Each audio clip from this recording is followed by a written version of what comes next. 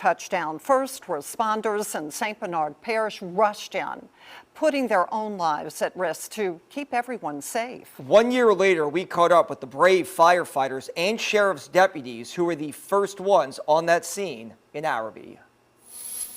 And then we also went and got our medical bags. Turn around.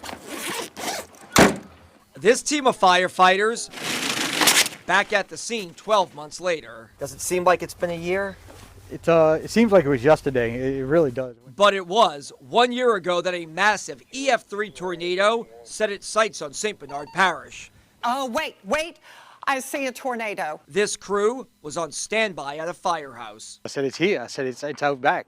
So we went out to the back balcony of the station, and it was clear as day. As soon as we opened the door, there the tornado was. This is video they shot with an iPhone. It looks like it's coming right this way, bro. We ran outside to the balcony and could see the tornado crossing our parish. So Chief Raul Vallecilio and his team acted. There was reports coming over sheriff's office stating that houses were moved off their foundation, so we just jumped in the truck and started driving to the area that was damaged. First at the scene, the neighborhood impacted, Arabi. The damage, extensive. I turned the corner, and the first street I turned onto, the house was in the middle of the street. And these firefighters weren't alone. I got about a block in, and you just saw devastation. These three sheriff's deputies were the first police at the scene, right after the tornado touched down. I can tell you, I've been doing this a long time, and you cannot focus on destruction.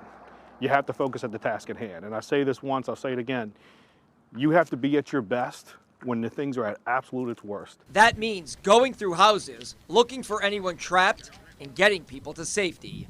Training mixed with improvising. The training's build your foundation, but every single scene's going to be something different. Their work and quick response credited with saving lives and property. Courage is not the absence of fear, right? It's the knowledge that something else is more important. And in a close-knit area like Arabi, police say one thing was very obvious. But one thing you did notice was the community.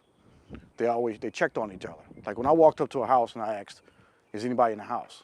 The neighbor already knew. No, they're okay. I have them over here. Lieutenant Leander Morgan wanted to be right here 1 year ago, doing his job. If you don't have that want, you shouldn't do the job. And the job they did helped a community filled with their friends and loved ones. The job is hard and demands a lot, but it's very rewarding. Would you all do it again? Absolutely. Yeah. Absolutely. And we might have to, unfortunately. Fire and police crews from neighboring New Orleans and the military base, Jackson Barracks, also aided in those rescue efforts.